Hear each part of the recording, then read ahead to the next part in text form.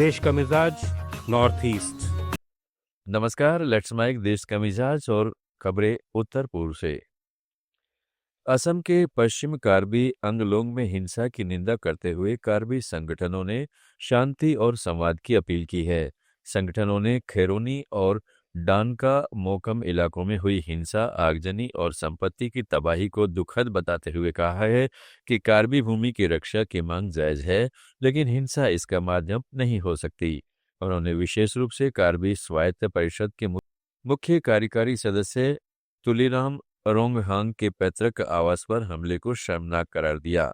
संगठनों ने सभी पक्षों से संयम बरतने और संवैधानिक तरीकों से विवाद सुलझाने का आग्रह किया है। साथ ही प्रशासन के सहयोग से स्थायी समाधान की उम्मीद जताई। आपको बता दें कि कार्बी समुदाय की गोचर जमीन से गैर आदिवासी लोगों का कथित अतिक्रमण हटाने की मांग पर हुए प्रदर्शन विवाद के बाद हिंसा में बदल गया था। अरुणाचल प्रदेश और असम की सीमा पर सुबनगिरी नदी पर बनी भारत की सबसे बड़ी जलविद्युत परियोजना 2000 मेगावाट की सुबनसिरी लोअर की दूसरी 250 मेगावाट इकाई का व्यावसायिक संचालन शुरू कर दिया गया है। केंद्रीय ऊर्जा मंत्री मनोहर लाल ने वर्चुअली इसका लोकार्पण किया। National hydro electric power corporation के अनुसार इसकी 3 और इकाइयां जल्द चालू होंगी। बाकी 4 की कमीशनिंग 2026-27 में होगी। प्रोजेक्ट की डैम साइट अरुणाचल प्रदेश में है, जबकि पावर हाउस और कुछ हिस्से असम के धेमाजी जिले में आते हैं, इसलिए इसे दोनों राज्यों का संयुक्त प्रोजेक्ट माना जाता है। लेट्स माइक देश का मिजाज नॉर्थ ईस्ट।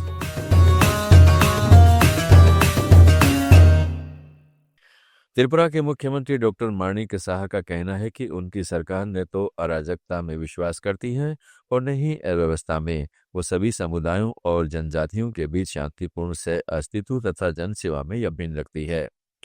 कोवाई जिले में बैजलबारी में जनजाति दीदी सम्मेलन में मुख्यमंत्री ने स्पष्ट किया कि लोकतांत्रिक मांगों का स्वागत है, लेकिन गठबंधन की राजनीति के नाम पर अशांति की कोशिश बर्दाश्त नहीं की जाएगी।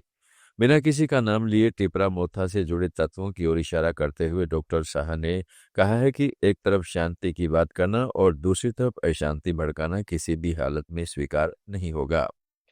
जरूरत पड़ी तो कानून की पूरी ताकत से शांति बनाए रखने के लिए कार्रवाई की जाएगी। मेघालय में उत्तरी शिलांग के विधायक एडलबर्ट नोंगरम ने राज्य में अलग शैक्षणिक आरक्षण नीति की मांग को दोहराई है।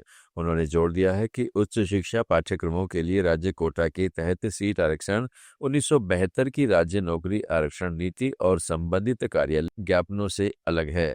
2022 में अपनी 5 दिन की भूख हड़ताल के दौरान इस मुद्दे को उठाते हुए नोंगरम ने तब कहा था कि राज्य आरक्षण नीति रिपोर्ट जल्द जारी होगी, लेकिन मामला अब तक लंबित है।